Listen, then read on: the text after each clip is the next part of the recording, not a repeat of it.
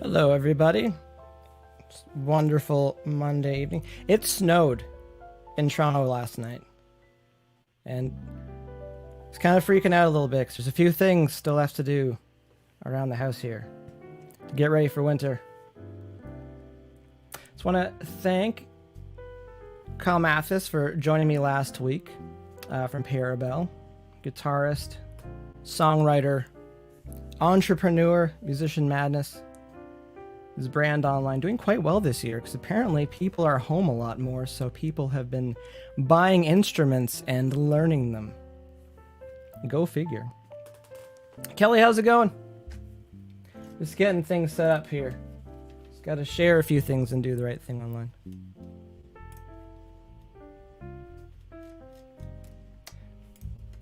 All right, sharing on Facebook that we are live. It's easier to share stuff on DearBands live than it is on my gaming stuff because I gotta go to so many more channels. It's not channel bragging.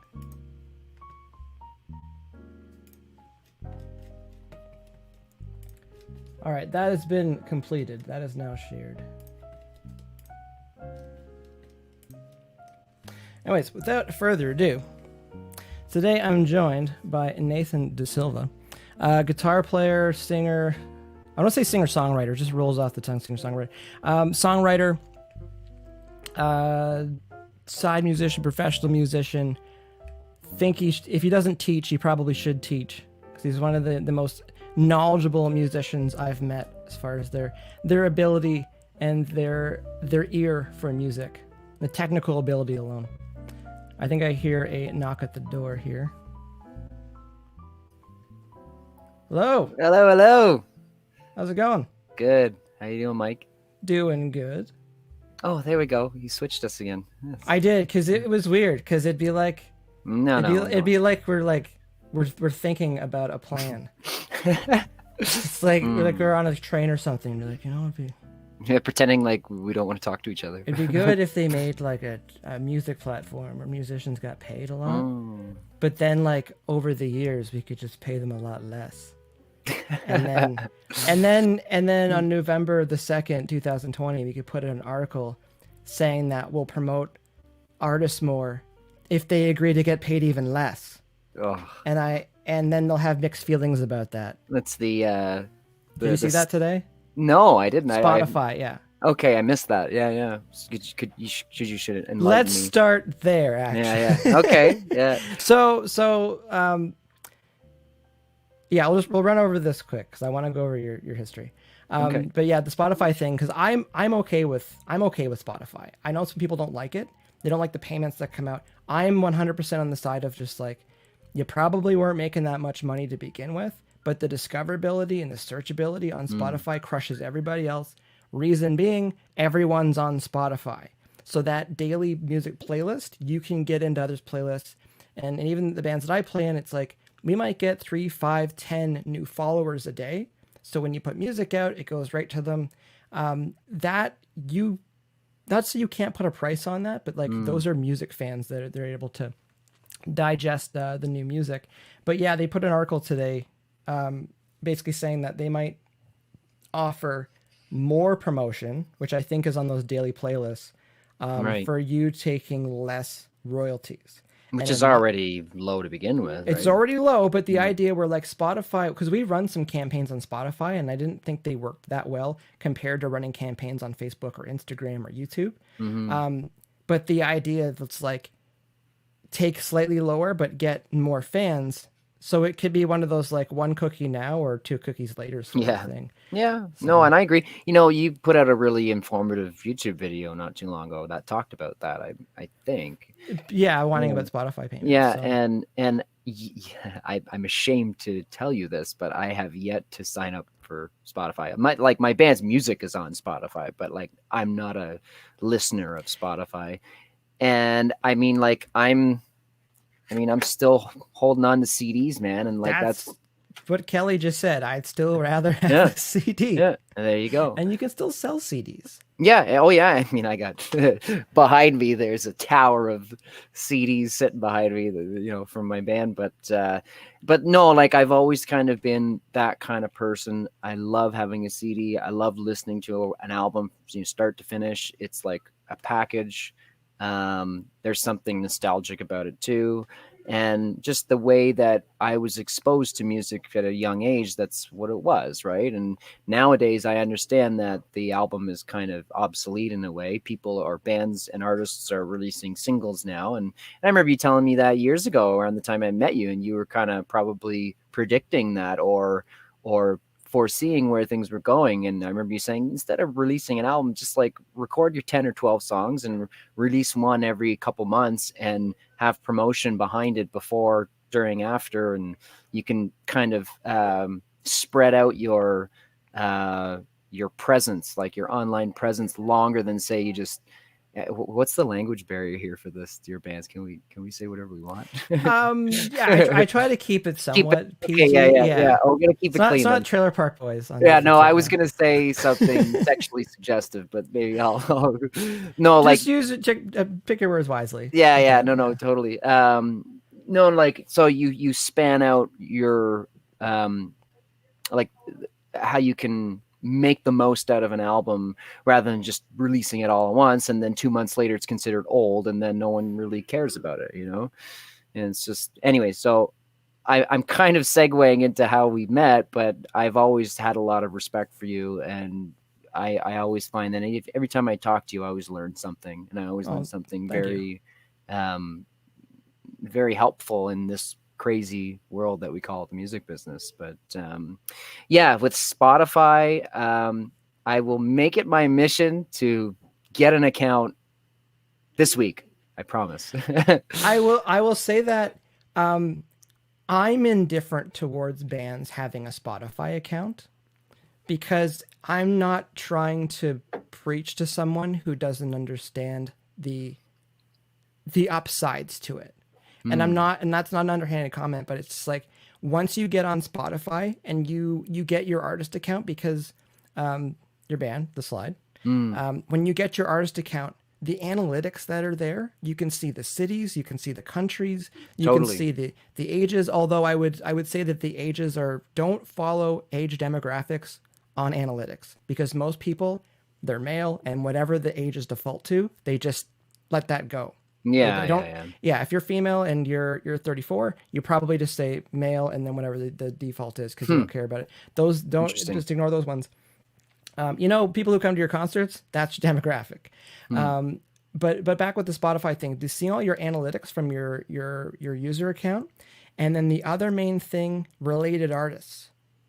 When I look at a band's related artists and I see bands that are bigger, that's how I know they're doing well. That's how I know that they're on some decent playlists. When I look at their related artists and I see, like, again, I might not know the genre that well, but I'll click through, because there's 10 usually. I'll click through 5 of them and see what's going on there. And I can see when someone's got funny business going on, because they'll have really random artists and it's like, you bought this. Yeah, I was going to say. You've paid, like, as much as Spotify's clamped down on a lot of that, there's still ways to game the system a little bit as far as to get your numbers up. But it's like, at a certain point, like, when you go too heavy into that, you start skewing your analytics or your related artists. And then what's the point, right? Well, the thing is, what the point is that you're still probably getting into people's playlists. The problem with that is you might not be getting a playlist where people actually want to hear your music. Yeah. And the worst thing you can have on a platform like Spotify, because they collect so much data, is a skip. Skips are like it. Those are big X's on a song or on a playlist, so that it just takes you out. Meanwhile, you want people to be listening to what you're doing. Interesting. So again, there's a little bit of fertilizer I think bands should figure out of how to kind of get in some of those things. So that's one thing. So I'd say have a personal Spotify account, so you can keep track of stuff and if there's any changes. And the thing too is treat Spotify like MySpace. As much as we'll joke about MySpace, but it's like they want your pictures, they want your tour dates, they want your bio, they want to know what you're listening to. They want all this information. So your favorite bands, and if you've got the Slyde on there, you've got all the other bands you listen to, and you're help putting that into the spreadsheet for them, like your data for them, analytics. Yeah. And then the other thing I would say for bands to do is create a Spotify account for your band.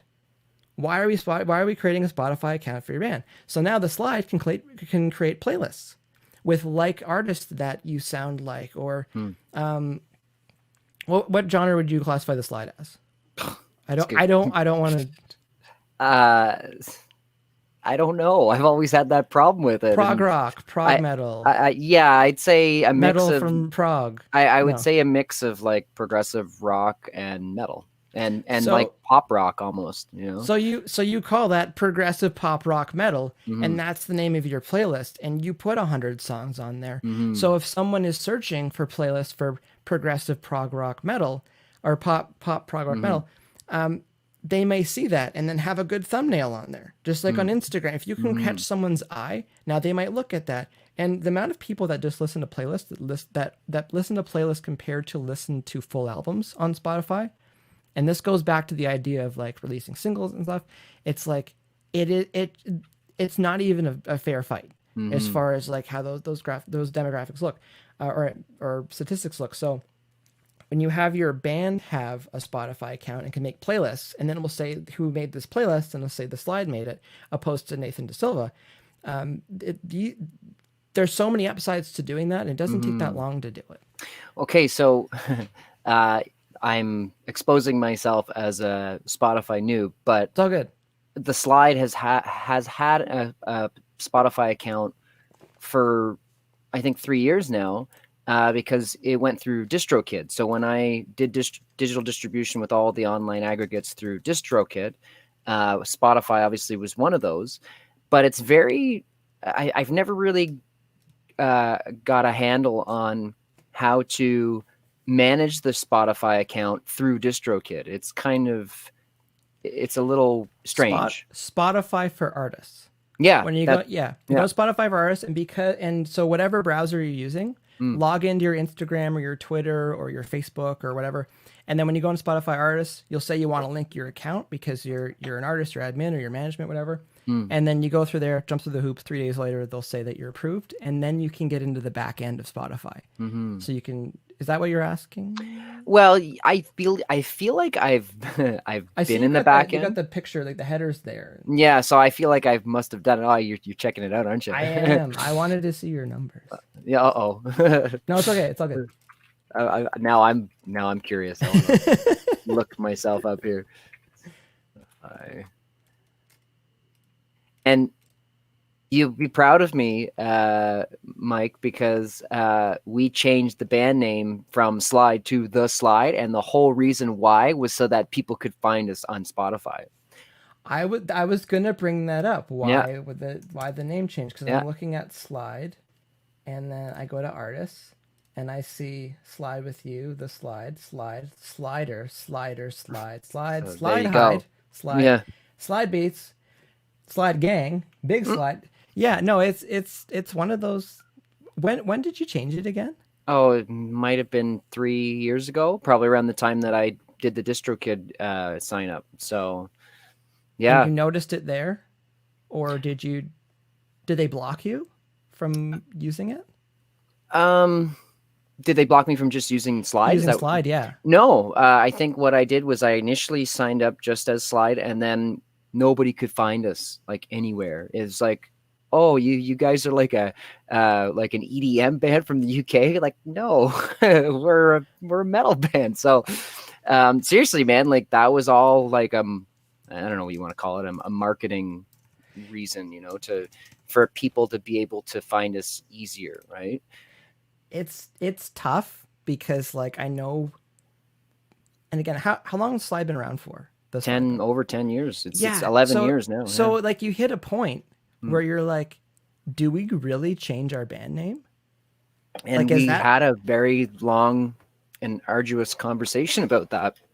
And we were like, well, we don't want to just erase everything that we kind of work towards. And yes, we're still like a low level exposure band, but we kind of just said, we didn't want to confuse anybody any more than we already have. So yeah, we just put a the in front, and I guess it kind of worked. So Well, now this again, searchability. Mhm. Again, there's so many things in the artistic world: searchability, Hmm. searchability, and discoverability, and you want those to be kind of together. But like searchability, because I get that all the time with Tense Machine, because like I have not figured out the SEO side of that. So you get like this like massager machine thing, because it's a tens like TNS machine, and Right. people think you're searching for that. But I'm like, oh, it'll sort itself out later. Yeah. But yeah, it's like even with a band Dead Set Society, like our original name, like I'm looking right now, there's 3 other bands that have that name up Really? on Spotify, and they're all from 2009, 2019, 2020, and they're not big enough, so it's like they're not getting caught up in legal like we did. Because the day we announced signing with management, we got hit with the cease and desist. Like that's when it was worth their time. And that was when you guys were called Never Say Die. Is that Correct. Yeah. Sorry, I was can't not say supposed it. to say that. Okay, yes. But you can say it. Okay, so that was the name that you had to stop using. Yes. Oh, okay. So yeah, and that being said, it was pretty crappy having to change on the fly like that. Like because we were on the radio and on tour, and then it was like we need to change this like right now, and then we just had to flip a switch and change over, and it was fine. But I would say with Dead Set, like we loved Dead Set, we loved that name. As far as moving forward, but type that into Spotify. Dead Set Society is the first one that shows up, but Dead Set Dream, Dead Set PNHC, whatever that means, probably PN Hardcore. There's a Dead Set, Dead Set, Dead Set, Dead Set, the Dead Set, Dead Set Dodgy, Dead Set. Like we looked at that, and I'm like, okay, we need something else to separate us, because there's 9 of them on here. I'm convinced that you just have to pick a bunch of random words, and there's your band name, or you got to do what we did and just like misspell something, right? And then, or do a combination of the 2 of them, right? Because everything's taken nowadays. I would say no, and I agree. There's a lot of stuff that is taken these days, but I disagree. Don't spell it wrong, because that's when we were going back and forth with legal. We spent a lot of money trying to spell a name wrong, so that we could take the vowels out, add a 3 instead of an E, and they're just like, no, there's still cause for consumer confusion. Well, you know that you're talking to somebody who misspelled their band name. Well, it's like you would get that though. Like it's still works that way, but when we're talking to legal, they're just like, it's still cause for consumer confusion. And that's the issue that they had with it, because of the label and because of the band name and because of posters and because of releases, sort of thing. But I would say, like, if you're a band starting fresh right now, like, and again, spelling Slyde with a Y, to me, that's not a big deal. Like that's artistic. That's not like spelling. Like when I see someone spell something wrong, it'd be like spelling Halloween with 3s instead of E's. You know, it's like, what is that sort of thing. But my thing is, it's always been from day one, if you can't get your .com, you're gonna have problems. And then I would say, if you can't separate yourself on Spotify, you're gonna have problems. So, you know, any bands listening, start there. Well, I am in the works with a new project right now, and my partner, the bandmate or whatever you want to call him, he came up with a band name, and he's like super like gung ho about it, and it's a bit of a play on words. I'm not gonna say what the band name is because he'd probably castrate me. Tell me after. Yeah. But it's the same kind of thing. Like, we kind of found a clever way to spell a word that, you know, most people have heard, but there's a reason for the misspelling of it. So anyways, I'll tell you when we're off the air. You tell me after. Yeah. But yeah, no, again, like, none of these rules, none of these are like none of these are like in stone as far as picking a band name. And again, even with the other of our original Dead Set band name, our idea was like, we'll just be bigger than them and then it won't matter. But legally, that doesn't work that way. Well, I feel like Slyde is kind of there now. I think the only other band that has the word Slyde in it is that one from the UK, and they've kind of been around, I think, almost exactly as long as we have. I'm trying to find it here. Well, one of my things too, it's like it seems like Spotify, the bigger the artist, the sooner it shows up, in like the search, Right. and even just typing in Slyde like SOI, DE, like the Slyde shows up first. Okay. Wait, you mean like just in Spotify? Yeah. That's good. So So does that mean that statistically, like we are doing pretty good on Spotify? Is that what that means? well, when I go over to Slyde without they do have some bigger numbers, but maybe because I'm a rock fan and my Spotify is rock stuff, maybe Right. it puts you closer to the front because this other one looks a little bit more electronic, perhaps, judging by things like tracks called like Banana Remix. Yeah, I don't know. Now I'm trying to like log into my Spotify for artists like. This is what account, this is and- going to turn into. Us just looking at Yeah, we Spotify. should not do this. I'm sure the viewer counts fucking dive bombing right now. it's all good. This is real though. This is one of those things because like I'm always curious because like online like social numbers can fluctuate so much because you know like I see the last release on here 2018 and so you got some demos up and instrumentals. I think that's really smart for artists to do that. Yeah, we kind of dropped the ball a little bit about that because we only were able to get one record of instrumentals. Actually, I have the instrumentals for the last album and I just never released them. I had this idea where I was going to make like a guitar tab book and then release the instrumental album with the guitar tab book. I could probably still do that, I guess. Oh, definitely. Yeah. My thing with the instrumentals, because like I'm not sure how DistroKid works, but with CD Baby, like their publishing arm is really good, and the idea where like if you've got the instrumentals up there, someone might grab one of your tracks and use it in a YouTube video or use it for a TV show or use it for a commercial or something, and you might see a payment from a CD bump. Baby for $3,000 or something like Yeah, or through SoCan. I mean, Yeah. I submitted some instrumental tracks. I'm trying to remember which album it was, but it must have been New World Sympathy with the EP that we put out like 8 years ago. And I submitted it to what's the company called? Oh my God, I'm drawing a blank here. bedtracks.com, I think Yep. is what it is. And one of our songs got picked up on a TV show called Don't Drive Here. I don't know if you remember that, but it was like the spiritual successor for Canada's Worst Driver. It was the same host, but it was just him going to all these foreign cities like New Delhi and Bangkok and just Mexico City, and it was just the camera crew pretty much just followed him around and just showed how insane it is to drive in these places and how there's really no rules of the road. And apparently one of our songs got picked up on one of those episodes. And then here I am trying to like find the episode, like, I want to hear where the song was played.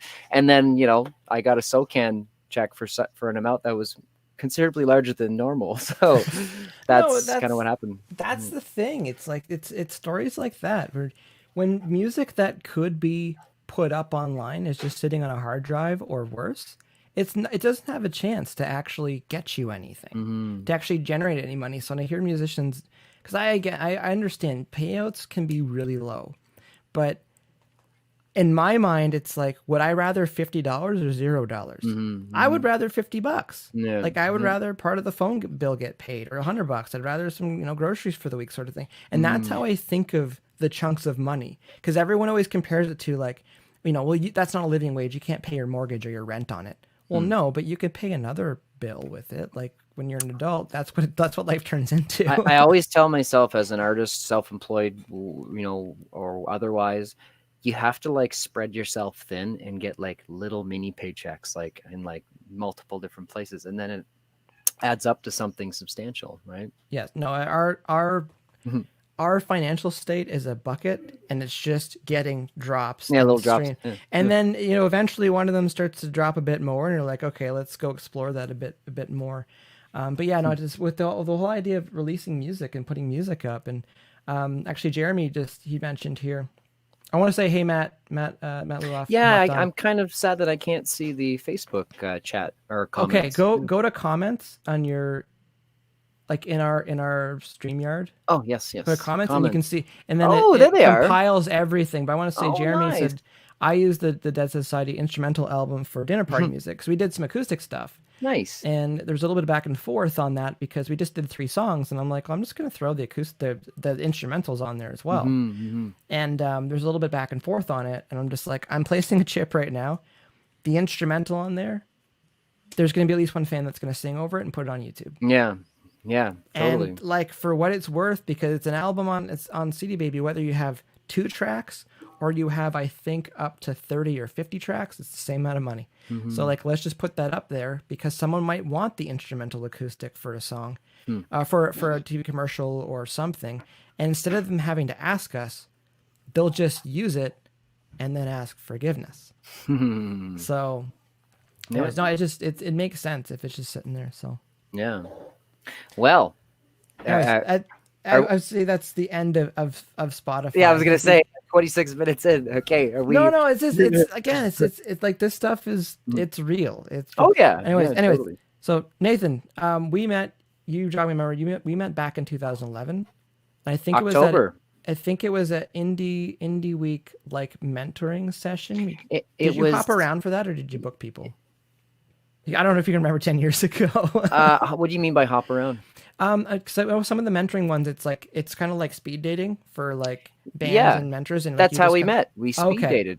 Yeah, you could just say that. And end of story. Speed dating. Yeah. No, it was Indie Week 2011, and I think my friend, well, actually, he was kind of the guy that like really helped the band break into the indie Toronto scene when we moved from, when we relocated from Ottawa to Toronto. Del Orso, he got us like just like a 2 a.m. slot at like Rivoli or something, or Cherry Colas, I don't even remember, but it was just like, oh, doesn't matter, like we're in Indie we got the passes. And then I met you, it was on Queen Street, it was like in a little bar like on the south side of Queen. I don't even remember the name of the place, but it was you and there was like maybe 4 or 5 other people. And I think you guys were just like doing like kind of like a meet and greet and then like advice for like artists that needed advice, you know? And then we kind of just kept in touch. Like I think you were genuinely, a fan of what we were doing with the Slyde. And so that certainly helped. And I think you really kind of believed in us, and did you do a demo listening as well? Yes, at Long McQuaid. Because I think I remember part of that conversation that we had. Because I think I remember listening to some of the music that you had, and I'm trying to think how deep I want to go into this right now. Well, it must have been Feed the Machine. That was the EP that we had at the time. Because I think I pretty much told you straight up, a lot of the information that you're going to get is BS. Because a lot of the people that I felt were giving, because I feel like there's a time where people were giving advice to either your band or in a similar setting about what they think you should be doing. But like the music was very niche, and there's nothing wrong with that, but it's understanding when music is niche, as far as like progressive metal or progressive rock, and knowing how to like find your audience and then figure out what works within that audience, and then just, bullfeed and double down on what you're doing. Cause I found a lot of the information at the demo listening, like that's why I kind of stopped doing them. Cause like, it's hard to not give good advice that might not sound harsh. Well, I remember we did a demo list, or like it was like, oh, we'll play your record, we'll play one of your songs, like up to the first chorus or whatever, and then we'll give you feedback. And we did that. I think it was the following year, because I specifically remember it was New World Sympathy, and they were like, oh, you shouldn't have went into a pre-verse before the second verse vocals kicked in, and all like that. And it's like, well, who told you? Genre sensitivity. Exactly. Yeah, no, it's things like that where I got a little bit sick of some of I just, again, I'm probably not going to get invited back, but I felt like a lot of people that are on those panels, they're looking for work. So it's like they're there almost shopping their wares more than they're actually listening to what the bands are doing. Well, On the topic of people looking for work and, you know, the way these festivals work, I'm probably never going to play at one of these if I continue. But I mean, I have issues. I have mixed feelings with that whole thing. And like, I'll just say this. I really don't believe, or I don't agree that getting a bunch of small clubs and venues to like get together for 5 days straight to book a bunch of bands is a festival. I don't think that's a festival. I think It's changed a lot, I would say. yeah. Because I mean, the last time I did it, I think it was, I don't even remember it might have been like 6-7 years ago that we did any sort of CMW, North by Northeast, Indie Week kind of thing. So yeah, no, I would say it's changed. Not to go like completely in it, but like I would say it's changed because I remember with with Indie Week or CMW or North by Northeast before North by Northeast kind of really fell off the wagon. It's like you'd get the schedule and you'd be like this band from Ireland, this band from Chicago, this band from LA, this, and you'd start looking through them. But like when it says there's 150 bands and 90 of them are from Toronto, and then like another 30 of them are from across Canada, it's like that's cool and everything, but like I don't feel like that's festival enough for me, because a lot of the bands I feel like I can see them already. yeah, and you then you kind of wonder, well, of those 90 Toronto bands probably all paid to get into that festival so they can maybe cover some of the international acts, you know, like there's a few things there, but that being said, I would go on the record say, you know what, like if you get a slot and you can get the passes for the conference, it's worth it. Yeah, and I half joke about it. I'm like, the best slot in the world for a lot of these conferences is like Thursday at 7 p.m. Like, just go, play your slot, but you want to be able to go to the hotel. You want to go to the conference. You want, like, that's where people are actually hanging out. And somebody says hello. Hi, Michelle. Oh, Michelle's there. That's Michelle. Hey, Cindy's here as well. But yeah, as far as like going and meeting people, one of my favorite things ever, hearing someone grumble about not hearing someone respond to their email. And I'm like, who is it? It's so-and-so. Well, they're speaking on this panel. They have to go through the lobby. They have to go through the hallway. They have to go into this room. Yeah. You can sit in the front row and you can stare them down. You can make friends. You can smile at them. You can wave at them. You throw a paper airplane with what you want at them. Yeah, with your band's website on it. Yeah, it's one of those things where, like, if you want it bad enough, you know where to go and find them. Oh, so yeah. At that point, sorry, not to keep going, but just like that point, it's like, if you were a fan of them and you wanted to meet them, how far are you going to go to do that? If you just want to send an email and sit back and go, oh, a jerk didn't get back to me. It's like, that's not enough. And it's like a tenth of what you could do, right? Yeah, another thing too, it's like, oh, I emailed a month ago, I didn't hear back. I'm like, well, okay, well, if you don't hear back for 3 days, follow up. Then follow up again. That was my rule all the time. Anytime I was trying to book a tour for the band or trying to just get a hold of somebody, it was always like once a week, like every Tuesday. Like, you don't want to get emailed on Monday because they just got out of the No, Monday's not. Tuesday's good. Yeah, Tuesday's good. And same with like just, you know, I play a lot. I do a lot of solo gigs in the bar circuits, and like you never email somebody on a Monday because they're either not there or they just don't want to deal with it. Or they're dealing with fires on a Monday. Yeah, exactly. It's like, so yeah, we're coming through on the 18th. Can we book a show? Okay, I can deal with this later. It's like... yeah. Going back to the whole idea of like, you know, making sure you go to the hotel parties and meet people, mingle like in person. This came to light when I started playing with this band called Paint, and they were like just a indie kind of British kind of inspired Brit rock band from Toronto. And Rob Johannes is like this, he was the singer, composer, kind of like leader of the band.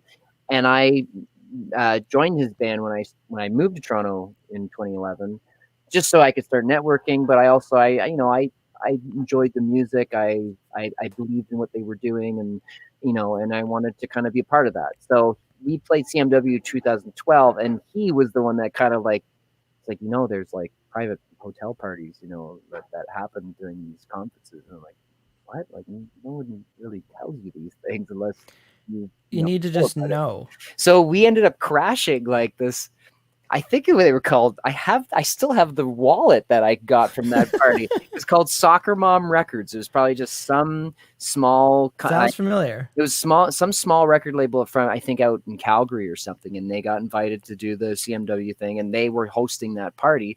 And I still have that wallet. It says Soccer Mom Records on my wallet. Like, because it was something they were just giving away, at the party. But yeah, we ended up meeting a bunch of people, and we drank a lot of free booze, and we had a really good time. And then every day we were doing that. We were just going to it was whatever the hotel is across from Union Station. I forget, Royal something. Oh, Royal York. Yeah, maybe. Yeah. So that was the hub that year, and so yeah, we would go there every afternoon and just kind of poke around in the hotel, hallways to see what was happening. And anyways, all this to say, when you mentioned that, that kind of jogged my memory about that. But yeah, anyways. Yeah. Well, it's the bigger picture, and I'll go on the record. I still love Indie Week. I still love CNW. I still have love for North by Northeast, although I just feel like it just comes and goes. I need to work on that one. If you want to be a tech conference, just be a tech conference already. But like with CMW too, it's like, because I've had to drag people to CMW, and I'm just like, the digital media conference, because that's usually one day. It's like Thursday or something, and it's like, for musicians it's probably super boring, but it's like back in 2016, they're the ones that are like, you need to make a podcast. If you do anything, like, just go make a podcast right now. They were the ones, they had the dude there from the one that went under, Indiegogo. Okay. Yeah. They had the dude there, and he was talking about blockchain way before like anybody else was. And I've been saying from like Napster days, I'm like, why can't they just track this stuff? And he was building that. So like, I wasn't surprised when Indiegogo went under. I'm like, you probably put all your money into something, and it probably went belly up. But it's like that digital media conference, when I didn't see any musicians there, it's all people that work in media, television, radio, boardrooms. It's like all businessy people, and there's no musicians in there. And I'm like, these people are paying $500 for the day to come to this conference, and they fed us. It's like they had sandwiches and drinks, and I was like, and I'm just like, no, as musicians, you're like, when you see free lunch somewhere, you're like, go get that. So the idea of like, when bands don't go to these things, and I'm just like, you're missing so much of it. And it's, well, I think coming from Ottawa, sorry to just cut you off there. Coming from Ottawa, and around the time I moved to Toronto from Ottawa, the band, like the Slyde, played Ottawa Blues Fest, and as a local artist, and Mark Monahan, who runs that whole operation, he was very generous and nice to have us as a local artist, and they treated you like you were famous. You had everything that Rush had, that same evening that we played that night, and it's like you have your own backstage trailer, you got unlimited beer, unlimited food, you had a catering ticket to go have a buffet meal, you're playing on a stage outdoors, like to hundreds of thousands, well, not hundreds of thousands, but like hundreds of people. And so that was my perception as a younger musician, cutting my teeth or whatever you want to call it, that was my perception of what a festival was, right? Like a multi-day open air, multi-stage, like actual festival. So that's why I really have an issue with when they say that CMW is a festival. It's like, well, no, it's more like a conference, or like a. It should be more around, and again, it's like though, like that, like Blues Fest, like those types of festivals. It's like, there is, to me, there's a hard line between what a festival is and what a conference is, and it's just like. A lot of our music festivals in Toronto, I do feel like they are more conferences with a bunch of bands playing, and I wonder, I'm just going to blacklist myself eventually. But it's just like, I wonder how much of it is pulling in, promotional dollars and dollars from the bands, and if there's, how that all kind of comes together. Not downplaying the talent of the bands. It's just like, I don't want to see a festival that's got 100 bands on it and 70% are all from Toronto. Yeah. Like I want. There's a reason for that, right? Yeah. No, and I was really trying to pick my words here, but it's just like, if Me too. If you play a bigger festival, especially in the States, they've got radius clauses all the time. So if you're playing a big festival in Wisconsin, they don't want you within like a couple 100 miles around it for like 30 days before and 30 days after. That's why if Korn is playing on festivals, they'll just do the festival circuit because they can't book other shows. Yeah. Because the radius clause kills on everything. But when you see somebody at the Bovine and they're like, at the end of their set, like, yeah, we're playing here next Saturday. And you're like, no, you're not playing here next Saturday. Or like the Saturday before, like, oh, we're playing next week. We got 2 a.m. on Saturday here. Hope to see you out. It's like, no. I made that mistake, even just playing. just like booking myself in Toronto. This was the year before we moved to Toronto. I booked myself at Lee's Palace and at Bovine like 8 days within each other because I just thought to myself, oh, I'll just get different local supportive acts and we'll be playing to two different crowds, and like it was not good. I forget who books at Lee's at that time, but he was not happy. And I don't think we ever played at Lee's again after that. So it's like, I think local shows, like, and again, it depends. Again, I need to pick my words wisely. Like the bands that I play in, like we don't play Toronto for a reason. And it's like, if you're going to play local, it's like maybe every 3 or 4 months. Maybe. I would say every 6 months, sort of thing. But for a lot of bands that want to get out and play and enjoy the beverages and enjoy the social element, it's nice to go play every 2 or 3 months because it's part of your social element more than it's part of your business element. You know what I mean? Like it's like you're not playing to try to grow the band. You're playing to your friends and family. Yeah. Or you're playing with other bands that you're friends with, and all that's okay. But I feel like when we start to really look at that as a business model, we realize that it's bands playing for bands, and it turns more into a support group than an actual music scene. Well, and that's okay, but bigger picture. Yeah, you can't pass the same. Sorry, not keep cutting off, but to pass the same $5 around is not how you get your bills paid if you want to be a working musician. Well, I think doing a grassroots approach to building a band and doing band things was just a little bit. I was a little too late on it because 10 years ago we bought a van and we humped up and down the 401, the Quebec City, Windsor corridor a bunch of times, doing self-booked, self-promoted tours in the small clubs. And it only gets you so far, especially now with, the importance of having an online presence as a band. There are bands that probably have never even played a gig on stage, but they have 5 figures of followers when it comes to YouTube or, Facebook, Instagram, because they're releasing content all the time online, right? And on their social media platforms. And it makes you really kind of think,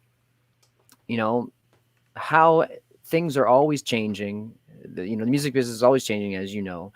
And I would make the argument that you don't even need to play shows anymore. You can write and record and release new music, do music videos, do like studio off the floor video, videos that you put on YouTube or whatever, especially now, like when nobody's playing music, right, in clubs, and that's like outlawed basically. So, I mean, I had 2 private parties in June in Toronto, and I was terrified that the cops are going to come and throw me in jail. Illegal rock and roll music. Yeah.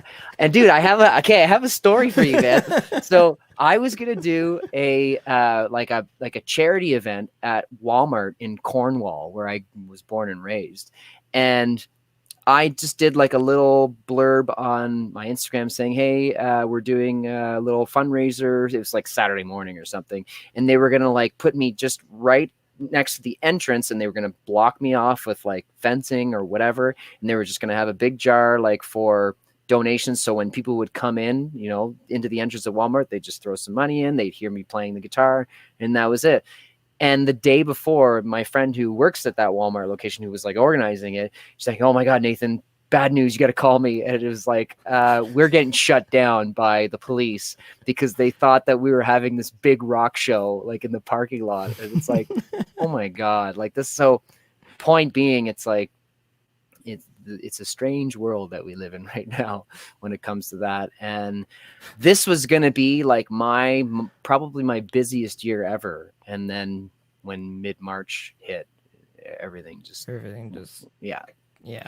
And I've come to terms with it. I'm okay with it. I accept it, but it was tough, man. No, that's a good segue, and it's something that we talked about very briefly before we started this. How we've had to adapt this year, and how we've had to try things this year. And again, like I've got good snapshots of your music career the last 10 years because I'll see Slyde's doing something, you're doing something, you've been out as a side musician, you've been playing in other bands. And then this year, like how many gigs, how many, if we talk about drops in the bucket, how many gigs kind of shut down this year for you? I lost count. I was keeping count at one point, and then. So I mean projects, because there's the band, there's the new project, there's the band that you played your side person in, there's your like you almost had like residency gigs playing acoustic and. Yeah, so that kind of came back when stage 3 reopening happened mid-July. So I mean, I'm still kind of like I should probably feel pretty lucky that I'm pretty much booked every Friday and Saturday this month on like, little at breweries and little clubs and stuff. But I'm living in Muskoka, so it's like, we're not in a red zone, right? It's like, right. Like I go, I probably shouldn't say this, but I go play in some like rural community, and it's like it's 2019, and there's no social distancing, no mask wearing. Like it's like it's almost like they're completely unaware that there's a global pandemic going on right now. Other parts of the world have a before times. Yeah, exactly. But so, I was touring with Ruben in the Dark, and they're like, I always describe them, and maybe Ruben might get upset if he hears this, but I always describe them to people that don't know them as like the Canadian Mumford and Sons. So it's like very indie folk rock stuff. And I play bass guitar in the band and backup vocals. And I got that gig through Brendan, and Brendan plays drums in the Slyde. And he's been like my music brother since I was in grade school. And we used to play music when we were in high school. Like, he was kind of the first band that I ever had, like, as kids, high school kids learning your instruments. And anyways, so he's been playing with Ruben for like 4 or 5 years. And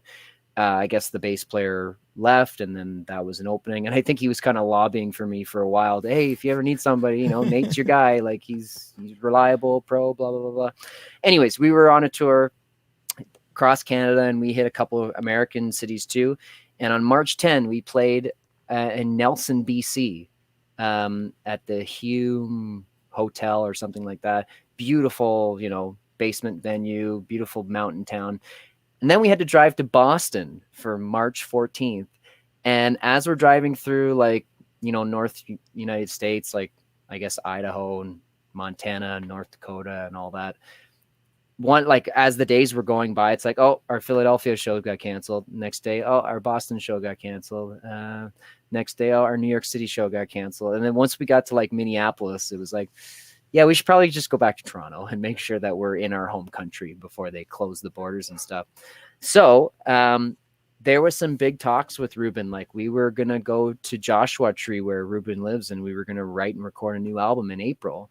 And we had, like I was saying, like we had Philly, Boston, New York City, DC, LA. We had all these gigs at the end of March, and they all got canceled. Obviously, there was talks of going to Europe and Japan. Like, this is what I'm saying. Like, it's going to be a big year. And I had plans for the Slyde too, to write a new album, and everything just dropped, right? And so when I got back home, thinking to myself, like, what am I supposed to do here? Like, I'm basically out of work indefinitely, and it's still kind of like that. Like, even to this day, like, I'm making I'm gigging and making a fraction of what I normally make. I usually have gigs booked like 6 months in advance, and now it's like month to month. So like I have 8 or 9 gigs this month, which is low for me, and then I got 0 in December. So, anyways, to go to your question, for like figuring out how to be adaptable and how to make yourself still relevant and active. I always say that the sign of a good musician is to know how to adapt. And that can be said for so many situations. Like luckily I got connected with some friends, musicians in Toronto scene. One of these guys that I did a gig with, he got a contact to put a wedding band together at this place called the Bradford Barn. It's like just a wedding venue in Bradford, right? Like between Toronto and Barrie. So we were kind of like the house band from like August to October, like that just happened, right? We're playing wedding gigs in like COVID days. And oh my God, why am I bringing this up? I had a point to this story. Oh yeah. So like on the topic of like being adaptable, the keyboardist was the band leader, and like, he'd make the set list like prior to the show. And then when we get there, he's like, oh, do you know this song, Nathan? Or do you know that one? And I'm just like, well, I can play the guitar. I can probably like fake my way through the vocals. And then like, as we're playing the set, like he's yelling out songs, be, oh, let's do this one instead. And I'm just like, I can't hear you. I don't know what you're saying. And so like, my point is that like even on stage you need to be able to adapt to whatever is being thrown at you, especially when you're like not the leader of a project, right? And then like after set 1 we have a break, and he's totally redoing set 2, and some songs like I've never even played. I used to play with this guy in Ottawa. His name's Mason, and it was just like a small trio bar band just doing covers. He would never tell us what the sets were. Like we'd just let him play, and like he would do songs that I've never even heard before, but I'm like just listening and watching him, and I'm watching the bass player, and I'm just following along. And so this is the point I'm making. It's like you need to be able to adapt and not get squashed by stress. You know what I mean? Like that kind of thing. So I started doing these cover videos when the height of the lockdown occurred, and I did probably about 30 cover videos on my YouTube page. Oh wait, I don't know how to do this, but yeah, right there, YouTube, yeah, right there. Nathan Da Silva music, yeah. Yes, and Instagram and Facebook and all that. It's all I figured that out to be consistent. Same handle. yes, same handle on everything. Good idea. And I was wanting to change my Twitch handle because like I end up gaming more on my Twitch than like doing music. Although that's changing because I've been doing more music streams and stuff. But I'm thinking to myself, like, should I come up with a silly name like most gamer streamers do? But I was like, Short answer, yes. Have separate channels. Separate channels for both the different things because of the algorithm. Because if someone wants to see the gaming and doesn't want to see the music, and vice versa, because that's what I learned the somewhat hard way on YouTube. Right. Just okay. For what it's worth, and also it's digital real estate, so just grab both of them. Okay. And just, so like Nader's Potatoes was the name I was thinking for gaming. Or Nathan Da Silva Gaming. Okay, that works. Yeah. So people can find it. It just depends, because I would try to do something where it's just variety, but looking at what some other YouTubers were saying and just the internet was saying, they're just like, no, because if people want to watch your 2-hour gaming stream versus they want to watch music advice, well, that's kind of what happened. That's kind of what happened last night. I did a System of a Down playthrough, which was awesome. Oh, thank you. And I was like, yeah, maybe I'll stream some gaming an hour from now, and then like I maybe had 10 to 15 Twitch viewers. And then like an hour later, I'm playing Counter-Strike and there's nobody watching, Yeah. So I think I need to figure that out, but maybe I will do that. I should start taking notes while we're doing this, but anyways, be on the internet. You can just put on 2 speed after. We're totally digressing here, but I was doing these cover videos, and that's what I became obsessive like over these cover videos. And there's a lot of work, as you can imagine. Like you got to set up your microphones. You got to get your DAW ready to do your takes. You got to get your camera ready to, film the take that you're recording, so that way they sync up when you put the two together.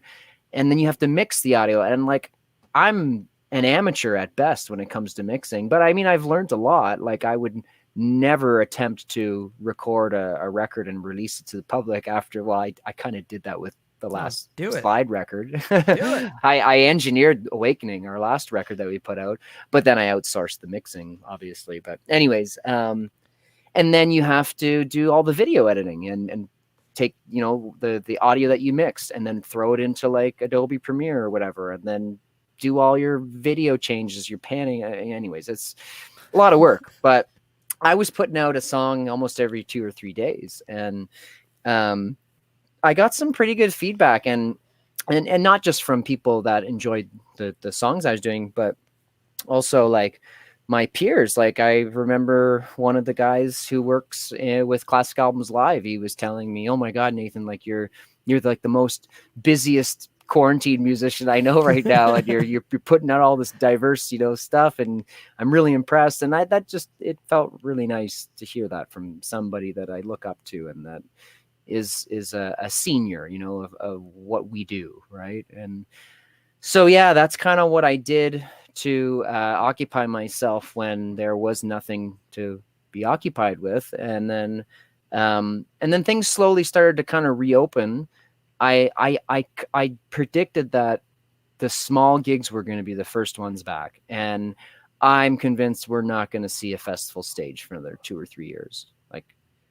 Like I can't really see how it can work for next summer. Like, I have tickets for Deftones and Gojira and tickets for Rammstein, and they both got postponed to next year. Yeah, to next August. And I'm thinking to myself, it's not going to happen next August. The thing with, I have tickets for Deftones and Gojira too. We can definitely bond over that.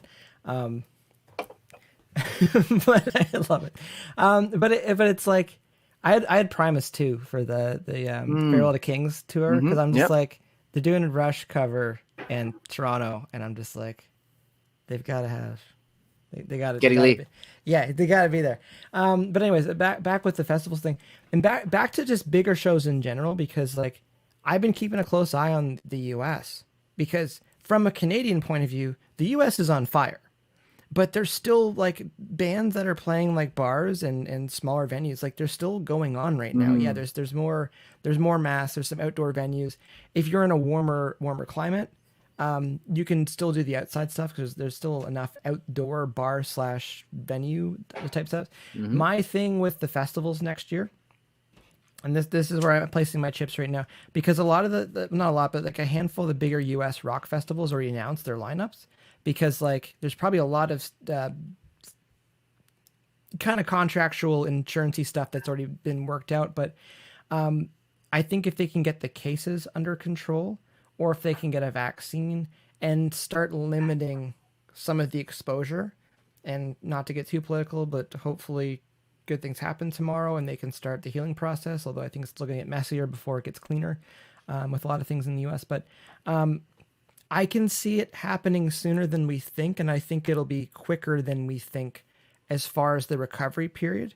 Because because you brought up too, it's like, we played our last gig March 5th.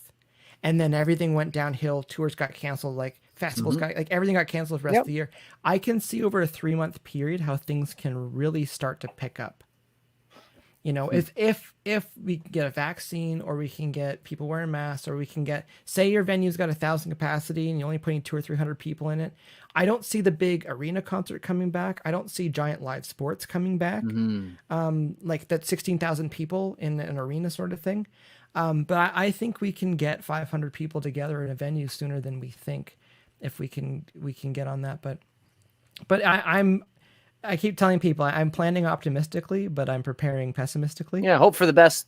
Wait, no, is it expect the worst, hope for the best? Something like that. It's just like, and I get it, but even trying to look in next year with with my bands, it's like looking at shows. It's like, I don't think the big festivals are going to happen unless they're really limiting how many people there. Because you got to think too, with some of these bigger productions with bands.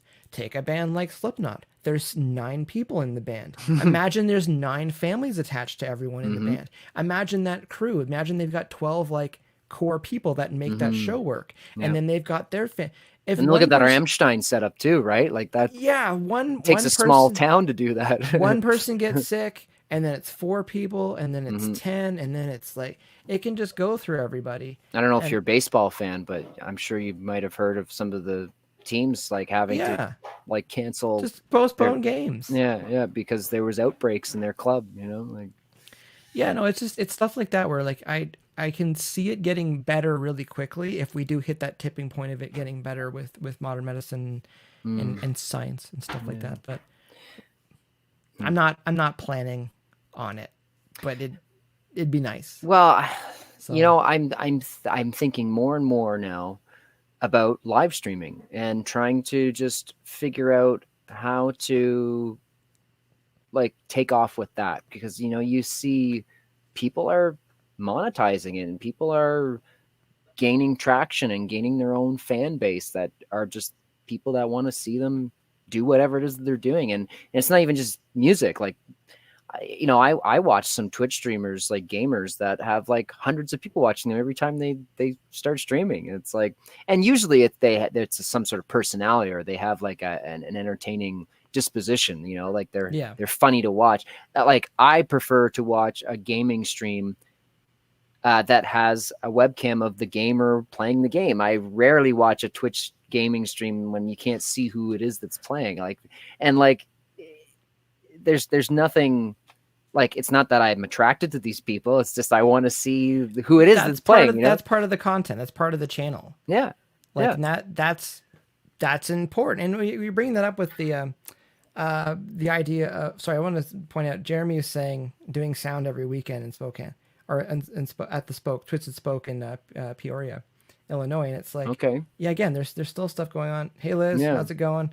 Hey Elizabeth. We're probably really late on that one. Liz is a super fan. No, it's all good. It's all good. Liz is a super fan. Super sweet. But back with like the online stuff, it's like you can still build a community online. And it's funny because going back, the idea of playing 2 shows a week apart in Toronto and getting people out, the idea that you can be online every single day and people don't have to leave where they live. People like, where I put my phone, but like people don't even need to go, and like they can watch you on their phone or just listen, you know, to what's going on. Like even with Tense, it's like with Tense Machine, part of Sunday, it's like there's a visual element to it, but we wanted to try to make it sound really good so that if you're just listening for a half an hour or an hour of us chatting and Dane playing songs, and like make sure it sounds really good first, and then go from there. So the idea, like, you can be on, a band or an artist can be online every single day engaging with their community, versus if you play 2 shows a week apart in the same city, you're probably struggling to get people out. It's that, to me, that barrier to entry for fans these days, it's so low online because someone clicks onto it and then clicks off. And that's click it. on and click off. They don't have to get ready to go out the door. They don't have to put travel. Pants on. And go. Like, I'm not wearing pants right now. That makes too. No, I'm joking. But it's just, it's that thing. Like it's easy to find. Like, it's not to say it's easy to find, but it's easier to bring people in because you're asking so little for them to click on and come hang out and stuff. So yeah, not much commitment, right? That he could just tune in. No, it's not. It's not. It's not $10. It's not. You're needing to go out and, you know, how many shows have you played where you're like, well, it's pretty crap weather. I wonder if that's going to affect turnout. And you're thinking, I don't want to go and turn out tonight either. Like, I don't want to go and do this. But yeah, there's just like, sorry, getting back to like you getting on streaming. Cause like I saw you, cause I think we chatted a little bit about the game streaming before. And we did. Like, cause I think you're Final Fantasy 7 and you're like getting into that. And I'm just like, that's awesome. Cause you're having fun. And that was and that was my ghetto setup. I was just using the PS4 Twitch integration, and I realized, so I don't know if you're a fan of Final Fantasy 7, but there's one track that like, oh, okay. Well, it's when you're in the Sector 7 slums, like doom doom boom boom. Yeah. You know that tune. So I had the bright idea of taking on my bass guitar and I started like jamming along to the track while people were watching. But I realized that there was like a 1 second delay between the audio of the game and the microphone that I had. I got to Right. use it. I was really disappointed. So I was trying to compensate by playing like 1 second earlier. But anyways, I have an Elgato capture card now, and since I've been using that and also just streaming like gaming, through Streamlabs or whatever, there is no lag. There's no audio lag. So I had this idea, and I'm sure nobody's going to steal this idea, but I thought it would be cool if I was somehow able to play a role-playing game like RPG that has really sick music with like my feet, and then be able to play a guitar playthrough or play the music that's happening in the game while playing the game. So I don't know, maybe I can get a second human to like That's actually pretty hardcore. But that's something that nobody's doing, I bet. No, or very again, few try people. it. Yeah. No, it's things like that. We talked about it briefly. It's just like with the whole adapting thing. It's just like, props to you for trying stuff, because like that's how we know. And I think like, when you talked about being an artist, being a musician, or just artists in general, it's like it's okay to try something and go, you know what, this isn't working, but I'll try something. Or if you realize something is kind of working, it's like, well, maybe this is what I should be doing to build an audience or have fun with it or turn it into a channel or something like that. Because we try, so like some people who've looked at my career, they're just like, oh, like things are always good. It's like, no, things are not always good. You're constantly putting fires out. You're constantly chasing things and go, okay, that didn't really stressful pan life. out. Yeah, no, and even on tour, and they're just like, oh, it must be fun on being on tour. I'm just like, yeah. And then in my mind, it's just like constant alarms and screaming and smoke and just like and no fire extinguishers. Yeah, and I tell people like, what's it like to be on tour? I'm like, everything's fine until it's not fine. Like that's what being on tour is like. And I feel like there's a lot of times in music and as a musician, especially this year, because I have a love-hate relationship. And I'll vent for a second. When musicians do nothing, they've done nothing this year because they're like, oh, we can't play shows and there's no point in doing anything. And it's like, you've made so much space for other people right now. Thank you. But when people say there's nothing they could be doing, I'm like, and you just mentioned yourself, how's your recording skills? How's your video editing skills? How's your photography skills? Yeah. Like I've learned so much with audio engineering and video, editing just from doing those video projects. But yeah. No, and I'd say on I've gained end, something. Yeah. I'd say on my end, it's like Final Cut Pro. I've been using it for about 3 years now, but I finally just got to a point where I don't feel like I'm wearing oven mitts trying to do stuff. Yeah. To put videos together and stuff like that. And it's like, and us in Canada, it's like the CERB, CERB. Okay, so I wanted $2,000, and I'll vent on this for a second. $2,000 a month if COVID pretty much puts you out of work, and it's like I still filled out a factor application for artist development for $2,000, and we missed it by 2%, the cutoff. Oh, wow. But it's like if there's 4 people in your band, and I tried to do the math in my head, and then we had CERB for 7 months. So 7 months times $2,000, that's $14,000 the government gave you for one person. I know you still need to pay your bills and still need to eat and everything, but like if you found a way to take that $2,000, so it's $14,000 over the 7 months, and if there's 4 people in your band, so 14 times 4, $56,000 the government gave you to stay home and not risk getting sick, so that you're not putting money and stress on our healthcare system, and for bands to say we can't do anything right now. Okay, so yeah, I have a story to tell you. So I have a good friend of mine who is a drummer in Ottawa, and he's like probably the busiest dude that I know in Ottawa. Like he plays with, I don't even know how many bands he plays with, but he's a fantastic dude, great drummer. I won't say his name because of what I'm about to say, but he and I had a conversation when I saw him not too long ago about how he knows all these musicians, like in the Ottawa scene, who are like, he was like, yeah, so he bought a new MacBook Pro, and he just started getting into being able to record his drums at home so he can fly in drum tracks that people may need. So there's the point that you're making. He is occupying himself to learn a new skill set so that way he can still be active and try to make some sort of semblance of a living when you can't make a living, you know? And so he's talking to some of his musician friends in Ottawa, and he's like, yeah, so I've been doing this. I'm learning how to record myself now. I'm starting to make tracks for people. And so this is kind of how I'm coping with this. And he's like, so what are you doing?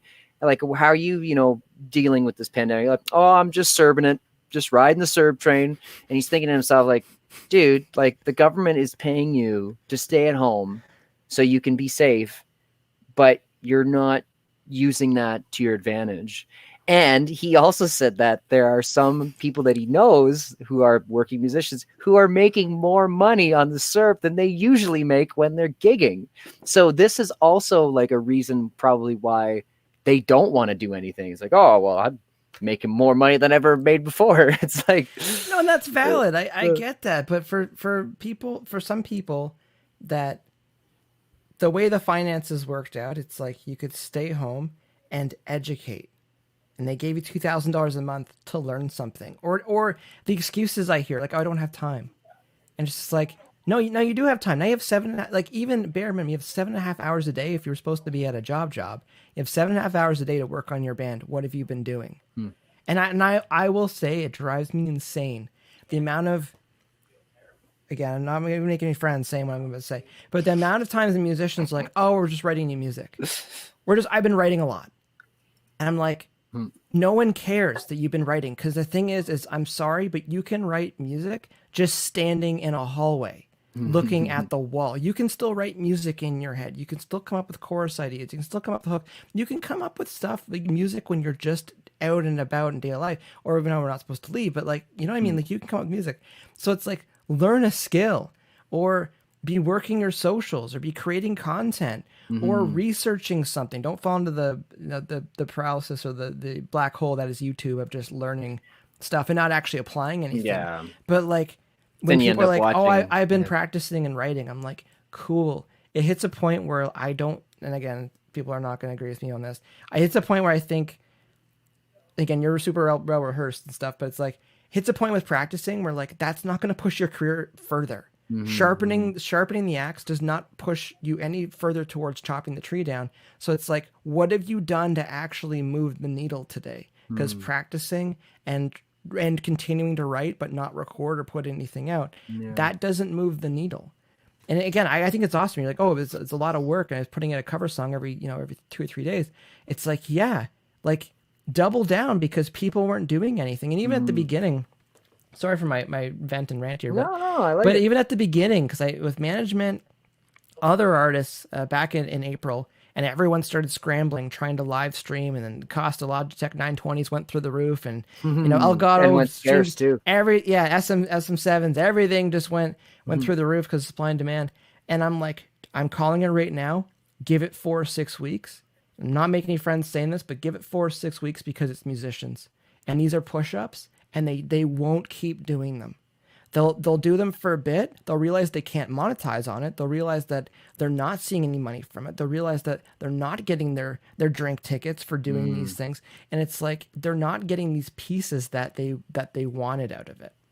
I mean, I've been wanting to get into live streaming for years. I've been watching Twitch since 2015, I think, and like, before they had like the I watched this guy who speed runs like Mega Man X for I Super watched speed runs. I was finding fascinating. I loved speed runs. I did a speed run actually. I did a Super Mario World speed run. Whoa. I think I did it in like 13 minutes. Yeah, I'm pretty proud of myself. Anyways, I used to watch this guy. I still watch him actually. He does like Mega Man X speed runs, and he used to never wear a shirt because like he used to, I guess, lift weights and stuff. Yeah, that was his thing. And then like they Twitch changed their rules. It's like you can't sexualize yourself, as an incentive for people to watch. Put a shirt on. So then Buddy started wearing a tank top from then on in. And then like all the female Twitch streamers weren't showing their cleavage anymore. And like, anyways, yeah. So I remember Twitch when it was kind of more sexualized. It was pretty Wild West for a bit. Yeah, the things that were going on Twitch. But like I'm a huge gamer nerd. I've been playing games since I was a kid, and it's always something that fascinated me. And maybe without going into much personal stuff, I felt a little bit judged of the idea of doing Twitch streams, back then. So now I'm in a position where, you know, I don't feel that anymore. So, and with the pandemic, it's kind of like, it's just a double reason as to It's a do that. platform. Yeah. That's all it is. It's a platform. Because I know some people that do YouTube, and it's like they got crapped on because they're doing YouTube videos. And people are like, well, like, why would you bother putting that on the internet? It's like, because I like to do that, and I think someone might find this handy. Because you can find anything on there. And as far as Twitch streamers as well, it's like, it's a great platform. You know, there's a really good community on there, and if you can find your community on there, like you're still way ahead of the curve if you're exploring these things right now. Well, I'm trying to do, I guess this will be a bit of shameless promotion here. I'm trying to do a music stream every weekend. And I have a couple tab books of albums that I haven't touched in years. I opened up Metallica's Black Album and I found teaching notes from 10 years ago, which actually answers your question when you introduced me. I do teach guitar lessons, and I've been teaching it for 15 years or so. But a question. Yeah. Tab book for system. Pull back the curtain. Do you have the tab book there when you're playing? I had it, but I had Pluck open the very last song just to make sure that I had that. Because I was like, you are killing this. Like, if this is Guitar Hero, like, this is expert, and you're just nailing everything. Yeah. As far as what my not everything. But... Well, as far as like what my ears like, there was no like I wasn't, because I hopped in and out a few times, but it's like I didn't catch parts from just like you're just kind of freeballing through this sort of thing. Well, dude, like I did a little bit, but my buddy Miles gave me the self-titled tab book, and I have Steal This Album as well, so I'm thinking I'm going to do that one. But I skimmed through it, but this is a common thing with published guitar tab books. There's errors all the time. I'm not surprised. Like they'll like you'll see missing tab numbers where you'll see notes on the staff, right? So it's like, wait a minute, like there's an error here. Or like sometimes you'll see missing bars, or like a very common thing with published tab books is that they'll have a transcription of a part that's played higher up on the neck, but it's actually played same notes, but just like on a different position. Yeah. Because the thicker strings give it a thicker tone, and it's like you can even tell just by listening to the song, right? But yeah, there's errors all the time. So I mean, I used it as a reference, and I just kind of skimmed through it. But there were a lot of parts where I was just like, I don't think that's quite right. I think I'm gonna do it this way, you know? Play it by ear and just throw it out. But so I was thinking, I got Stadium Arcadium, Red Hot Chili Peppers. I was thinking of doing that one, but that's a double album, so that's gonna be a lot of work.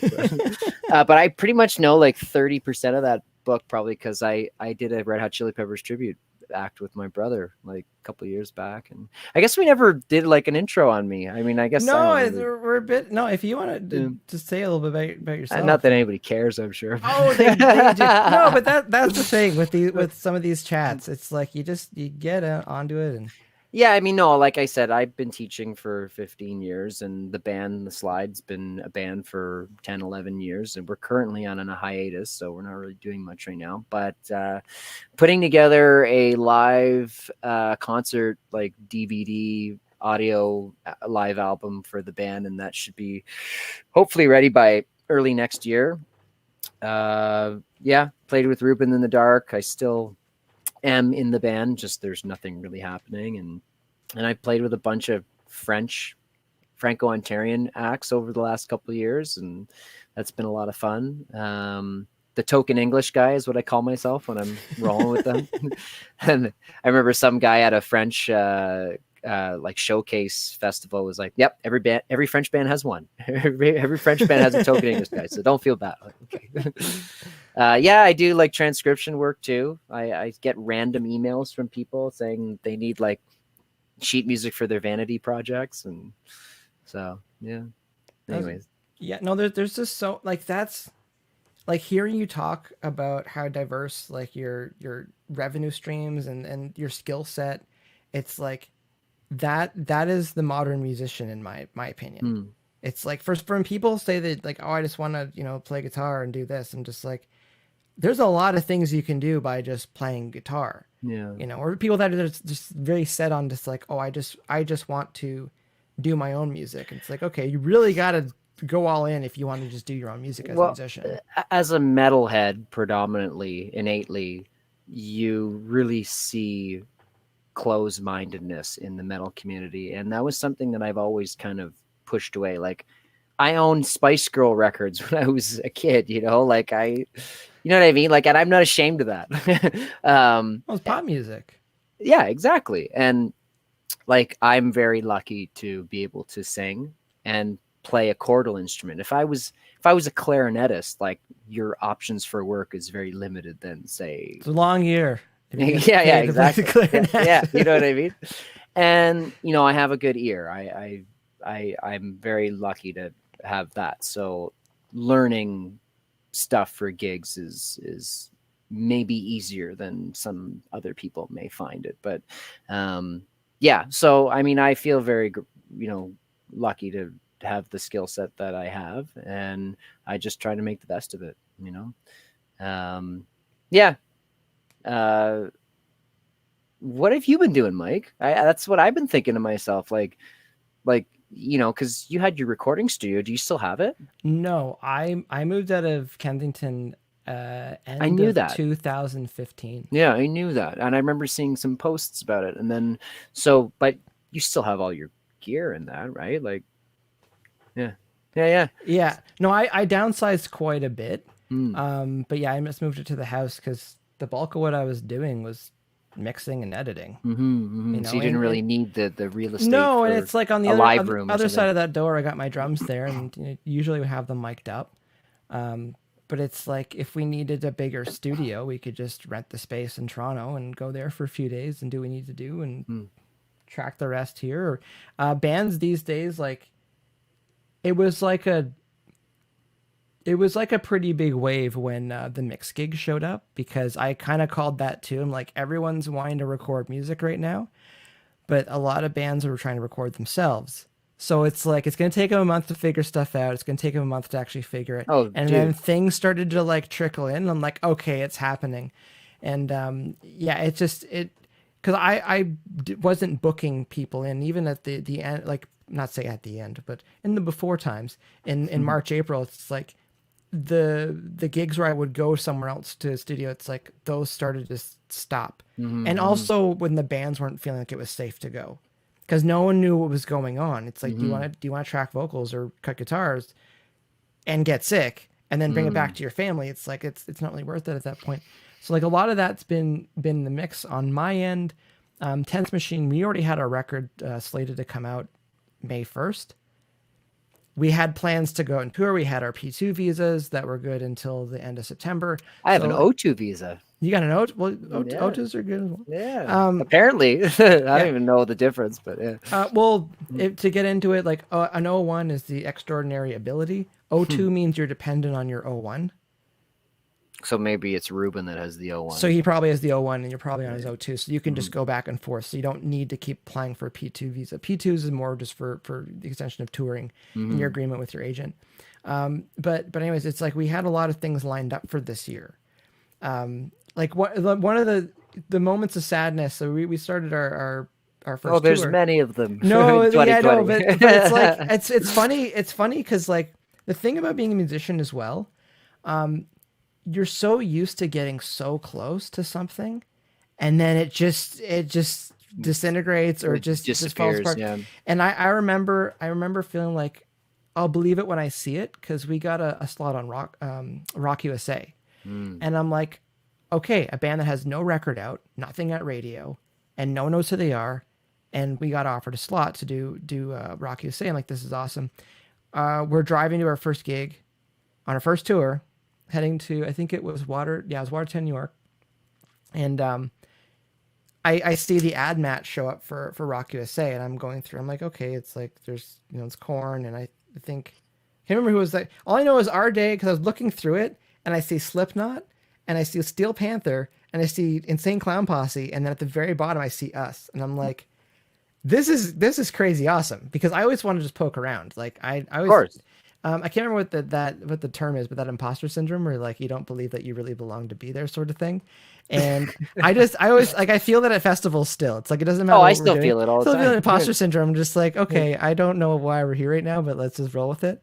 And I just wanted to poke around, because I'm just like that's Violent J and Shaggy Two Dope, and well, like, maybe just really quick. So Yeah. Alberto Campuzano, who played bass in the Slyde, he's playing it with Annihilator, and you're reminding me of a story they used to tell me where he was playing Heavy Montreal with Annihilator, and Children of Bodom was on the same day, like playing this festival, and apparently Alexi Leo, the guitar player singer from Children of Bodom, he is like a huge Annihilator fan. And so he asked Jeff Waters if like he could play, I think it was King of the Kill with the band. And Flo Mounier, I think the drummer from Cryptopsy, was filling in, like playing drums.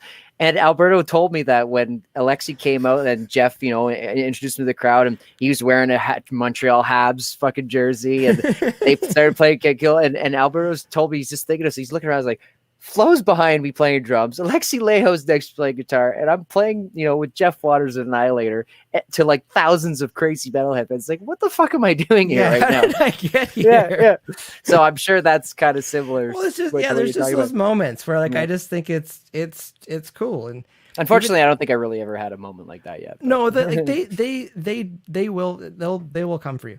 But like what got me back into music, like back into playing, is the band called Age of Days, where they were playing a festival in Edmonton, and Korn was headlining. And I always told Tim, the singer of Age of Days, I was like, if you are stuck, let me know, because I don't want to be in a band, because being in a band sucks. So, and he's like, we're doing this festival, Korn's headlining, like, do you want to come and we'll do some dates with Buck Cherry? And I'm like, okay. And then like my moment of like, this is weird. It was like driving into the festival grounds. And sorry to cut you off. Just hold that for a second. I'm getting a low battery on my camera, so I'm gonna have to change the angle because I only have so much reach on the battery. But anyways, continue. No, so we get there, and then just like we're driving in, and like walking down the stairs is Vinnie Paul from Hell Yeah, and also from Pantera.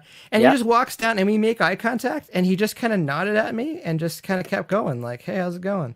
And I'm like, that was super weird. Yeah. Sort of thing. Because again, like that's Vinnie Paul, like that's the guy.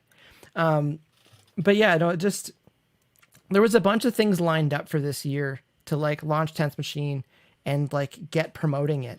And it was like things just started, and I always I'll believe it when I see it, sort of thing. So I was really excited when I saw the Ad Max. I'm like, this is awesome. Like this is going to be a great year. And then March hit and everything started to go down. Well, I'll believe it when I see it. It's like I work with a French musician who like has been saying for about almost 2 years now. Yeah, we're gonna do a tour and do shows in Belgium and France, and we're thinking of going to like Africa and playing gigs there. And I'm like just thinking like, that's really cool. I'm totally down, but I'm not going to get excited until you send me the plane ticket, you know, like, because there's a lot of things that have to come together. Yeah. And just, and this year, I think, again, there's a lot of things we kind of took for granted as far as like the health and safety of a lot of these things. And again, like I do believe a lot of this is temporary right now, as far as like not having the shows, and it's for the greater good. Because like, do you want to sacrifice 1 in 10 people you know, so that you can go to the bar or go to concerts and stuff? It's like, we're just going to wait a year or two. That's okay. Segue, because you've got the shirt on. Yes. The Wacken Music Festival. You mean Wacken? Okay, the Wacken Music Festival. So I know I've got you for an hour and a half already. I feel like this is the last chapter story that I want to talk about, because that process, the process of that, because you enter the battle. We entered the battle. It's a battle of the bands. Yeah, it's a glorified battle of the bands. And how, like, what was the process like? Because I saw it online. So like, what was the process like? Well, I'm glad we won. Let's just start by saying that. It would have been very disappointed if we lost in Calgary, because that's where the final was being held. It was the first time I think the final was not held in Eastern Canada.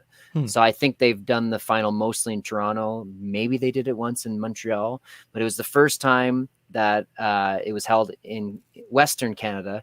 And apparently there has never been a band from Western Canada that has won this competition.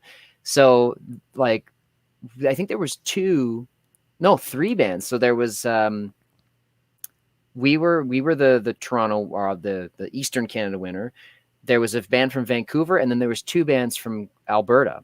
So we were the only band from Eastern Canada, and we won the competition. And like, I think that really upset a lot of the Western Canada metal community, because they're like, oh, finally, like we're hosting, you know, the felt final. it was stacked against you a little bit. Yes, yeah, totally. we were like the away team, man. And so, anyways, okay, I'm really happy that you asked me this. So, we did the Wacken Metal Battle Canada in 2013, and we made it past the first round, and then we got beaten by, I think, Vesperia, who I think ended up winning the competition. No, Crimson Shadows won that year. It was 2013, but Vesperia won 2 years later or something like that. Anyways, so I was kind of jaded about it at the time, like, and then I think it was Sarah, the keyboardist in the Slyde. She was like, you know, maybe we should try again, you know. And I was just kind of like, I don't know, like, I don't want to do this again. But she convinced me, and it's like, okay, let's sign up. And JJ Tartaglia, I think I'm pronouncing his name right? Yeah. He's like, oh, I saw you guys apply, and it was no brainer. Like, I picked you right away. I was like, oh, well, that's sweet of you. So yeah, like, I didn't take it seriously at all. Like, I was just like, we're probably gonna lose again, because they, you know, everybody thinks that we're not a metal band, right? Like, all the metal heads are like, oh, your band's not heavy enough. You guys sound like a boy band. Like, we get that all the time. And then like rock and pop fans are like, it's kind of too heavy for me. Metal, yeah. And then rock fans are like, yeah, it's not proggy enough. You need to have like more odd time signatures and more modulations and more pre-chorus and the chorus is pretty predictable. Yeah. So I'm not really into that. Your songs are too short. Like, they need to be at least 10 minutes long. Like, so anyways, so I was very like not into it. But for first round, I was just like, let's just treat it like a regular show or whatever, and we did. And then we won that night. We're like, okay, whatever, we'll do another show, I guess. And then I think it was the Ontario final, and it was the Rivoli. And then I thought that we lost that night because there was a Chainfall. Do you know Chainfall? No. They're like a thrash, kind of punky thrash metal look band. them up. Yeah, they're cool. They're super cool dudes too. And I thought they had us. Like, they had a really good stage show, and they had their shit together. Just put it that way. And we ended up winning that night. And I was like, oh, okay, cool. Like, we're going to the Eastern final now. Let's have fun with this. And then the third round was the winner from Halifax, the winner from Montreal, and us. And then we won that one. And then we're going to Cowtown. And I'm just like, oh, okay. I think this is kind of happening. Like, there's something is actually happening here now. But we had to, because there was no budget. I think we got a little bit of an honorarium to cover the travel costs, but it was like a fraction of what it cost. How'd you get there? We flew there because like we thought about booking like a bunch of shows or just a couple shows like on the way to kind of make it viable. But then I thought to myself, you know what, like, we're not 20 anymore, and like we're gonna have to like spend long hours driving across the country to go to Calgary. It's a long drive. I don't want to be sleep deprived, you know, like this is a competition. This is the national final. Like, we need to make sure we're on the top of our game. So I said, you know, screw it. We're going to just get plane tickets. We're going to stay in a hotel for 2 nights. Like, I don't care. Let's just make a go at it, you know? So yeah, you know, $2,500 later, we made Calgary, and I didn't think that we were going to win for the same reason that I always thought that we were going to win, was that, oh, well, we're not a metal band. You know, like, people don't think that we're actually a metal band.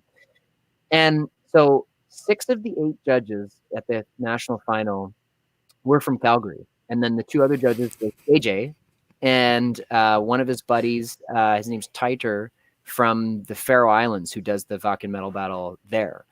And I guess he was just visiting and hanging out with JJ. Anyway, so there was the 8 judges. 6 of them are from Calgary. Of those 6, 2 of them were like, why the hell is this band in this competition? How did they get so far? Like, this band's not even a metal band. Like, they were so confused as to why we were there. And they scored us terribly, apparently.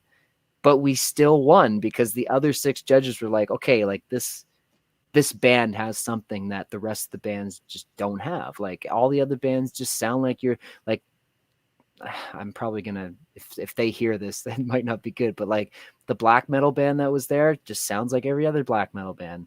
The metalcore, hardcore metal band that was there sounds like every other hardcore metal band. The death metal band there just sounds like every other death metal band. You know, like we had the upper hand because we didn't really sound like, well, we sound like a bunch of different bands. You know what I mean? And so I think we really exude a level of professionalism that maybe some of the other bands didn't quite have. Like, that's what I think JJ told me. Like, they were all kind of thinking like, yeah, you guys are ready. You guys are the band that's ready to go to Germany. Like, these other bands, they're really good and they have their own qualities to them that make them who they are. But there was just something about us that proved to them that we were ready. And I think maybe it was a testament of how long we've been a band, you know, like going on 10 years, like this was something that we were ready for, and we did it. And I was pretty surprised when they announced that we won, because I was just like, oh, okay, well,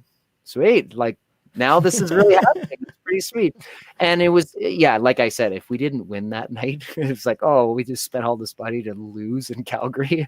But we upsetted a lot of people, like obviously not just the bands that were playing that night, but all their fans and like a lot of the Western. You were in the wrong barn, yeah. Oh yeah, yeah.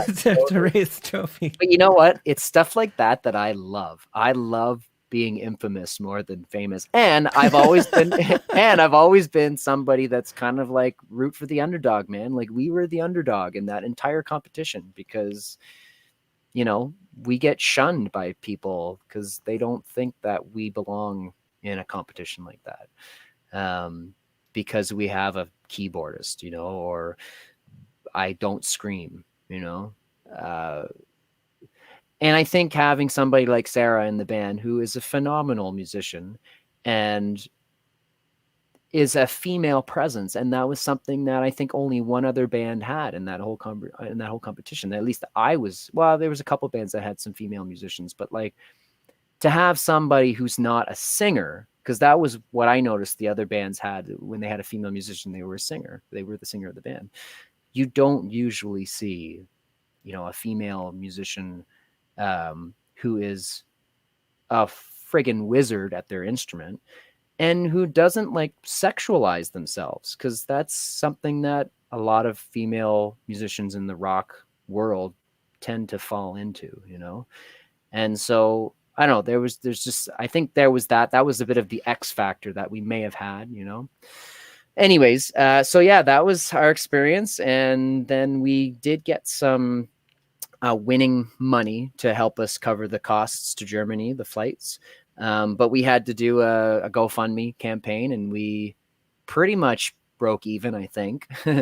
Yeah, we flew over, I think, on the Sunday, and we weren't playing till Friday, I think it was. Or we left Sunday night, and then we arrived Monday morning. We stayed in Hamburg in an Airbnb just to kind of like re-jog ourselves with the time change and the jet lag. And then we, I think it was Tuesday, we got shuttled into the festival fairgrounds. And then Wednesday, the competition started.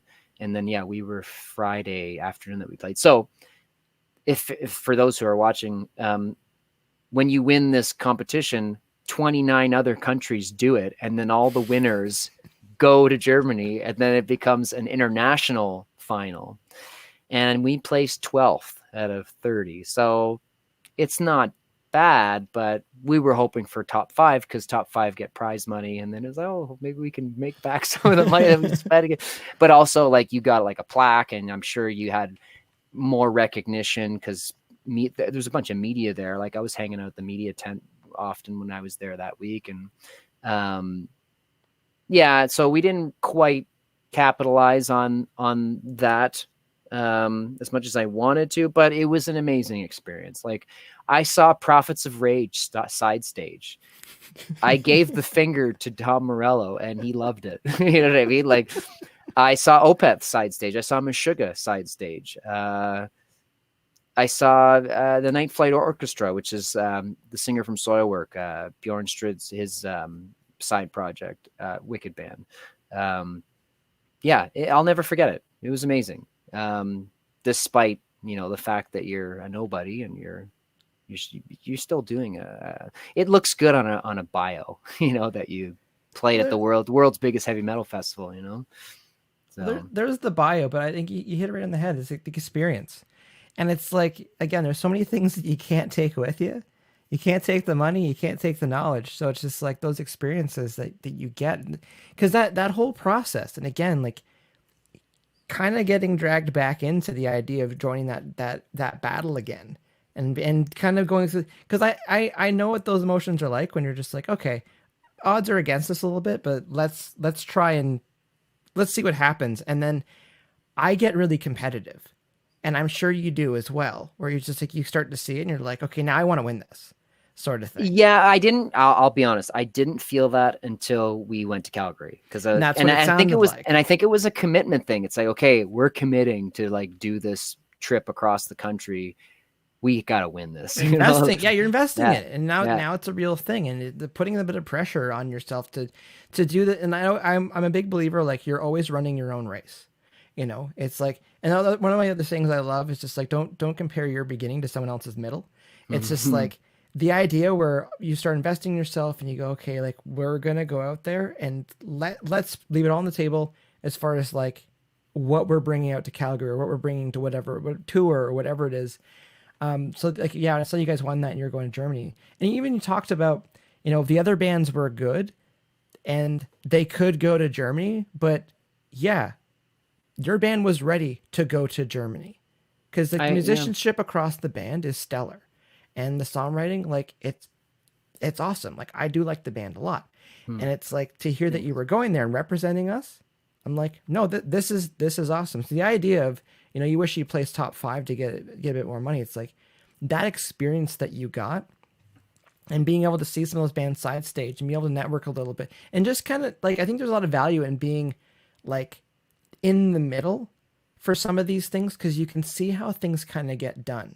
Because there's probably bands that were there that did no actual real work, which was networking, and they go in there with egos or they go in there with like indifference, and you're just like, you're not getting what you could be getting out of this right now. Well, I still feel like I didn't quite capitalize on that, as I mentioned. Like I felt like, but you're there and you're just, it's a bit of a sensory overload, because it's like, oh my God, like, yeah, here's like a whole medieval section where people are like jousting and like, and there's like these chicks with body paint on, and they're wearing nothing in a cage, and they're like bringing people into the cage and like doing embarrassing things to them and stuff. And it's, and like I get to eat meat on a stick, like really good barbecued pork on a stick, like a barbarian or something. Like it was just, I don't know, man. Like I tried to really just take everything in, and I tried to be productive from a band standpoint, and I don't regret it. But if I could do it again, I probably would have hung out at the media tent a little bit more and maybe tried to harass people. But like, see, I have a problem with approaching people, because like, I don't want to bother people. Like that's okay. They're there to be bothered. Okay. So here's an example. I saw Korn and Slipknot at ACC. It was November 2014. And James Labrie was there, a singer from Dream Theater. He was with some of his friends just walking around, obviously just watching the concert. And I saw him maybe 2 or 3 times, like in the foyer area. And I wanted to go up to him so bad and just like say, hey man, like I know who you are. I'm not going to make a big scene here, but do you mind if like we just take a picture? Or like, I just wanted to say, I really admire you. But I couldn't muster up the courage to do that, because like when it comes to like taking selfies with celebrities, it's just like you're just freezing time, and then you're just gloating about it on social media, and it's like it doesn't really have any like significance or weight, really. Like, you know what I mean? Like it's just no, and I get that, and I think in a situation like that, I would say not the time to do that, because like that's the equivalent of us like enjoying a meal and someone comes up to you and like wants a picture or autograph. Exactly. So the idea they're at a concert and they're enjoying, but the idea, like if I was in that situation, I would put myself into like their line of sight, because when you look at somebody and you're like, I know who you are and you're cool. It's Yeah, like yeah. you can just, that's all, like they'll, Yeah, again, just yeah. the quick look and the quick nod. Oh, It's yeah. like they know that you know who they are, sort of Yeah, thing, yeah. and you're letting them just go about their business. Because you never know. It might be, especially in Toronto, it's like it might be 2 weeks later, all of a sudden you're at the Bovine or something, and you're just like, oh, I saw you at the, the corn concert a Yeah. couple weeks ago. Or a friend could introduce you, sort of like, oh, I saw so and so there, and they're just like, oh, I know him. And it's like there's little things like that where I think you can make a good first impression. Michelle Cantor says, "I feel that, Nathan." I Yeah. feel that. Yeah, no, Yeah, exactly. There's times and place for certain those things. And I just feel like when everyone's there just as people with jobs trying to enjoy music or a meal or a movie or something, because you never know too. Maybe they don't want the attention that night or that, And he seemed that way, like just the look on his face, like I just didn't want to be that guy to ruin his No, night. exactly. It's like everything was cool, and the dude was like, "Can I get a picture with you?" And the other people were like, "Who's that guy?" And then they're that's trying the to- other. Like if somebody sees me do that, then maybe some other butthead would come up That's- and ask yeah. the same thing, and then No. you're ruining the guy's night. I didn't want to. Yeah, no, that's different. But talking about the festival and media tent, and Yeah. like if you get a chance to talk to people, and again, side stage is one of those things too. If you're standing next to somebody in a band that don't fanboy or fangirl over certain things. It's like just talk to people like they're people. They're human, yeah, human beings. Yeah, because I've met some people where, they're cool. They want to just talk about other stuff or just enjoy the show or something happens, and they don't want fans there, and one of the things it's like, and you got to be really mindful about who you bring backstage to these things, because they don't want bands that are there acting like fans. They don't want friends of bands that are there acting like fans, because that's their safe space. Yep. And you'll make a lot more friends if you just act cool, act like you belong there. Again, imposter syndrome. Yeah. Imposter syndrome, is that what you call it? Just act like you belong there, sort of thing. But it's one of those things. But I hear you, because like I'm, as much as I enjoy chatting with people about just about anything, it's like I'm not one to go and approach somebody, but I can awkwardly stand beside somebody and wait for an opportunity to find common ground or something to break the ice if I want to chat with somebody. Yeah. But I hear you with that. And I wanted to talk about the Wacken music festival, because like that's one of those experiences where like I've never been to Europe. So like I wouldn't even know what to expect. Like I've been, across Canada, US, a whole bunch of times, but just put it this way, I'm working on my Portuguese citizenship. So, so you can go to I might not be around for very much longer. We'll see. That's why we have StreamYard and the internet. Yeah, and there Facebook, you go. So we're good that way. And that was an excuse for me to backpack in Europe when we went to do that gig. So I went to Berlin. I visited my uncle in the Azores, Portuguese islands. Went to Lisbon. Went to Dublin. Went to Amsterdam. It was just like I said, like you can't put a price on these experiences. And just really quickly, the weather is something that is very unpredictable in northern Germany, where the festival grounds are. And JJ was like, man, bring rain gear. If you do not bring rain gear and it's a monsoon, it's going to be literally hell. And I'm like, okay, man. So we brought boots, we brought tarps, we brought like ponchos, we brought all the stuff that you'd need in like a torrential downpour. And I think it rained for about 5 minutes on like Wednesday, and it was beautiful weather the entire time, except for when we played. Right before we played, apparently a storm system was getting close, and the stage manager, like we're setting up and I'm troubleshooting. I had some issues like with my rig, and he's like, you guys got to get off the stage right now. We need to clear this tent right now. Cause I guess recently there was an incident, I guess, where a storm came through on an open air festival like this in Europe somewhere, and somebody got killed, in lightning or something. And then they just been taking it super, super strict ever since. They locked us in a back of a transport trailer truck, with a bunch of stage gear for 2 hours. And our set was delayed 2 hours because of this weather issue. And we're in Europe. Everybody's smoking. So everybody's smoking in the, you know what I mean? And I'm thinking, oh my God, I can't breathe. Like I'm trying to make sure I could sing for the next, half hour or whatever. once we got the call to get back in and we finished the setup, our stage manager's like, okay, so because of the delay, you're only playing for 20 minutes now instead of 30 minutes. And we were just like, that's such a bummer, because like it was the 30th anniversary of the festival. And typically with this competition, bands only play for 20 minutes, but because it was the 30th anniversary, they upped the set list at times for us to 30 minutes. So we and 4 or 3 other bands, because we were like the 26th band to play or something like that, because we were near the end of the competition. So us and then the remaining 3 or 4 bands only got to play for 20 minutes. Everybody else played for 30 minutes. And we put together a set that was going to showcase like our best songs and versatility in what we do. And we had to cut out some of that. And like, I'm convinced that if that didn't happen and we still had the 30-minute set, we could have maybe had a better chance to place higher, because we would be able to show more of what we could do. But those are the circumstances that happened, and we just rolled with it, you know? And so I'm still very grateful that I was able to do it, you know? It's the hand you're dealt as a musician. The cards you're played. Yeah. And I just think that's funny way to kind of cap this. It's Adaptability. Like, there's so many times as being a musician where you're just like, you know, this is pretty bad, but you could probably beat everybody. Be like, you know what? Being locked in the back of a transport trailer with a bunch of people smoking for 2 hours in Germany while there's torrential rain and lightning storm, that was pretty bad.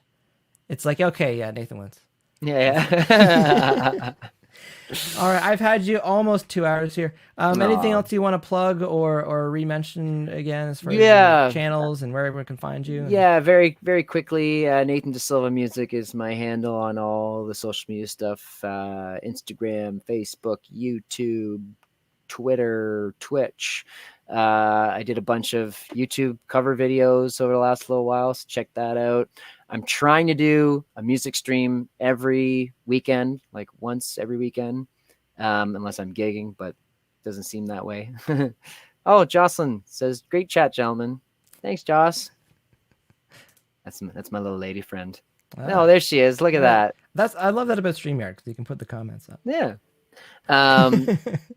So yeah, and then I'm going to try to do a gaming stream probably every midweek. I'm thinking of doing, I don't know if you noticed in the back here, but do you see that little poster underneath right there? Right there. Yeah. Yeah, that one right there. You know what that is? I can't see what that is from here. It's Zelda. That is Zelda. Breath of the Wild. So Ah. I'm thinking of doing a little Twitch stream on that one. Sounds good. So yeah, a gaming stream every midweek and a music stream every weekend. And I guess I'm going to have to start a new gaming Twitch. Just get another account and just separate the two. So now I got to figure out, like, of the followers that I have now on this music one, should I just, like, is it mostly gamer people or is it mostly music people? I only have like 30 some followers. So just tell them that you're separating the two. And I would stay on the one for now, but I would encourage them to move over and migrate if you want to watch the gaming stuff or vice versa. Like, just separate the two. Okay. So. The Slyde is my band that I went to Germany with, Wacken.